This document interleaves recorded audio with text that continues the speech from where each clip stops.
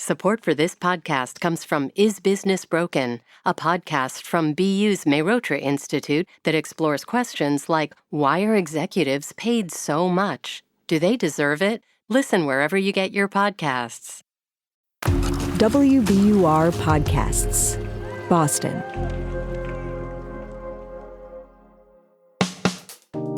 I'm Daryl C. Murphy, and you're listening to The Common.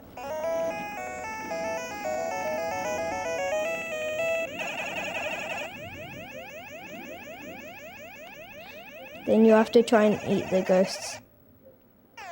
Although, if the ghosts get you, you die. Can you remember your mother playing on one of these? That's Peter Ashbourne and his grandson Teddy, who lives in Jamaica Plain. They're enjoying the living history at the BYTE Shop in JP, which offers repairs and a museum to home computers. I just love computers, and I love really old ones as well. We just walked past it a few times and thought we'd want to come in. Yeah. Brings back some memories. There's a computer over there. The Apple II was the first computer I ever had. And there's a little Scion organizer, which is a British product, believe it or not, up there, which I loved. I could carry it around in my pocket and do anything with that. So, great memories. So when your mum was smaller than you, we had a computer like this in the house. BYTE Shop owner and sole repair guy Tim Colgrove opened the shop in 2021 in a storefront on JP's South Street. So we headed down to talk with Tim about computer history and how the BYTE Shop serves its community. I've been doing some form of IT work or computer repair work for probably about 15 years on and off. During the pandemic, I was actually serving as a chaplain for a nonprofit called Volunteers of America, working with folks who are in recovery, and decided to make a transition. From addiction? Exactly, yep. Decided to make a transition right around, I think it was 2021, and start this business. Part of that was inspired by just a desire that I had to do some entrepreneuring. Yeah. But also because I had this massive collection of vintage computers that I had accumulated over probably about 10 years or so of collecting at that point. Now I've been collecting for about 15.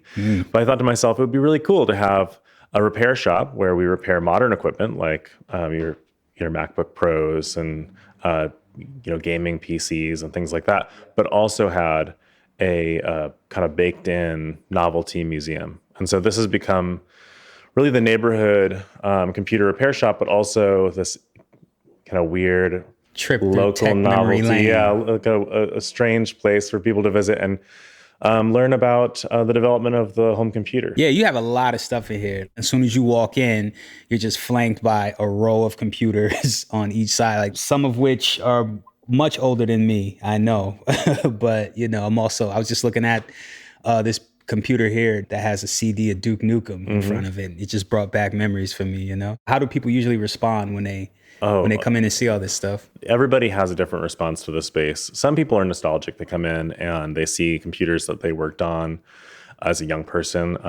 But really there's something here for somebody of every age to recognize. I think that being able to look at all this equipment in one room really helps you to think about where we've come from in that 50 to 70 year time frame, and also where we're going. The future is very uncertain in terms of where artificial intelligence and other technologies are going to take us. I think this kind of space helps us to imagine where we could go, and some of the mistakes that we've made, and to try to learn from that, and hopefully, use the computer in a compelling and I hope moral way in the future. Yeah. We have a lot of visitors who just use this space for research. They come in, they get to actually interact with the equipment. All of these computers are working. So that's something that's unique about this space. I think it's one of the only computer museums in the country where you can just walk in and use an Apple Lisa or a Model 1 from Radio Shack. These are a functional, what I call living systems. So let me ask you something, because you said you've been collecting now for 15 years. Mm-hmm. What got you into computers in the first place? Oh, I've always been a bit of a tinkerer. As a kid, I loved to take things apart and put them back together. And a lot of those first experiments were with computers or toy robotics, that kind of thing. Take me back 30 years. That's where I am, right? What was your first computer? My first computer probably was maybe an Apple IIc, like this one over here. But it would have been an old computer even when I got it. So I love them from the point of view of history. Like, I think that they're fascinating history. And I chose the machines that you see here because I felt that each of these machines represented some significant advancement in the field. Show me an example. So for an example, we have something like the Macintosh over here. This is the 1984 original release Macintosh, the second unit in. And so if we go ahead and power it on. And it works. So we've got the screen that says, "Welcome to Macintosh." Where do the computers come from? Because I know that you say you've been collecting for a long time, but how do you collect them? Where do you get them from? So these machines have come from all over the place. So, some of them have just literally walked in the door with their owners and have been dropped off here because they were found in a basement or, an attic here in the community. I've had some really interesting moments where people in the community here would call, at least on 2 or 3 occasions, call me and be like, "I just saw a computer out in the trash. You've got to come save it." I picked up a bunch of old Macintoshes and also posters from an Apple store in the early 2000s. These were thick board posters that were used for promotion in the store. So that was a really fun moment. I remember when I got that call, I actually ran down the street barefoot to go pick up this stuff because it was 2 blocks down. And I was like, I don't want to miss it before the trash gets there. We're going to take a break, but when we get back, we'll talk with Tim about sustainability and a repair mindset. We'll be right back.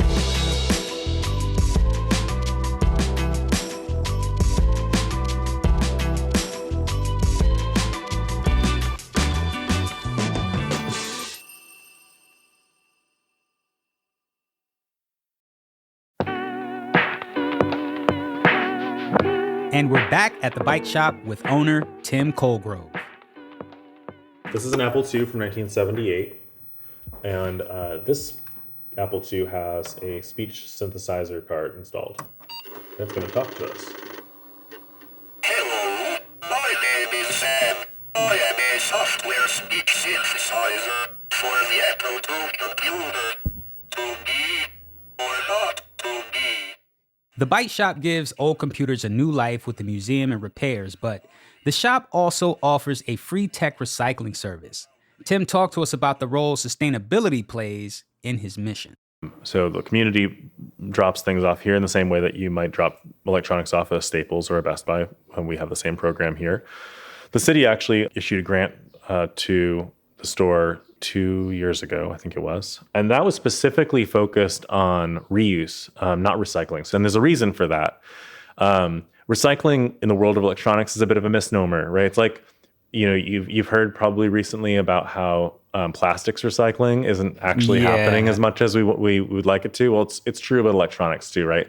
E-waste recycling is not happening to the degree that it should, right? So, fun fact here. According to the Global E-Waste Statistics Partnership, in 2022, the U.S. generated over 7 million tons of e-waste. That's about 47 pounds per person, and less than half of that was formally collected. All right, back to Tim.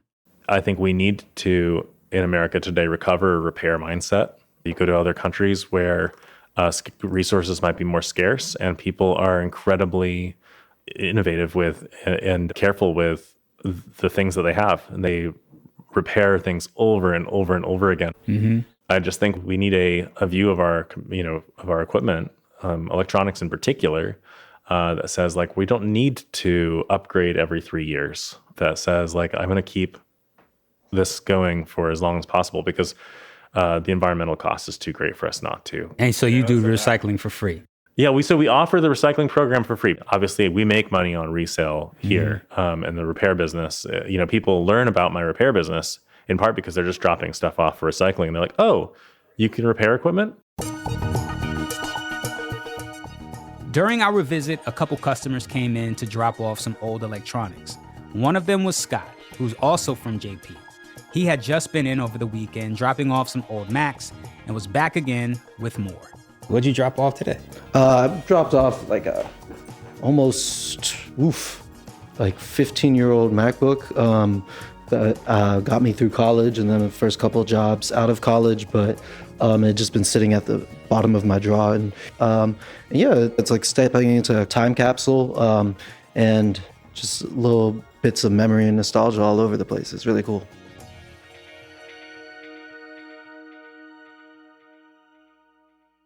And I want to ask you too about the community aspect of this, because you mentioned, people come here, they know that you're the place to drop stuff off. I would love to hear more about your relationship with the neighborhood. Yeah, I am proud of the store and its relationship to the community. We have a lot of local businesses and families that rely on us for recycling and repair needs. I'm proud of the fact that we're, I think, the only computer repair shop in the Boston area that has a 5-star review. So the reputation is really important to me, because I take the outlook that I'm not looking at every customer coming through the door as a means of making a sale, right? I want people to walk away with what they need. And you said before this you were a chaplain and you were working with people in recovery from addiction. How do you bring that spirit in here? Yeah. In my life, I've been in either computer repair or some kind of social work or ministry. It's people skills. Working retail involves talking with people, hearing what's going on with them. Obviously, on a much less vital, important scale when you're talking about somebody's computer is sick versus, maybe their physical or mental health, right? It still takes the same sensitivity and listening ear. And I think people appreciate that, the humanity of that. And what they expect is just a technical person who's just getting the job done, right? Because, what I'm thinking now is, computers have become the tool, right? It's the thing that we interact with for a lot of our daily needs, right? And so they become such a big part of your life. I mean, while working on people's computers, I find that while doing this work, I can end up becoming a kind of bartender, you know what I mean? Exactly. The informal confessional booth for people's lives. So I don't know why that is. It just happens here. Maybe that's just a carryover from that time in my life where I was doing a lot of chaplaincy work. We also digitize VHS tapes and other media here. And so while doing that, I obviously find myself watching and recording memories of people's lives, and we have conversations about that. I've had some opportunities to do some digitization of really important moments in history. So interviews with Holocaust survivors.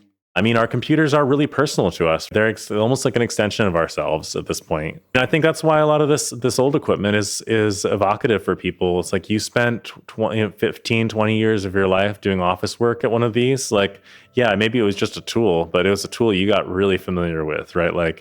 You have a feeling. You can kind of sit back down and be oh yeah, I know exactly what that was like. And being able to relive that here is, I think, a cool experience for people. That was Tim Colgrove, owner of the BYTE Shop in Jamaica Plains. And that's all for today. Thank you so much for listening to The Common, which is produced by myself and Franny Monahan. It's mixed by Marquise Neal, and it's edited by Yasmin Amer. And our theme music is Me from Hisu. And from the newsroom of WBUR, I'm your host, Daryl C. Murphy. I'll talk to you next week.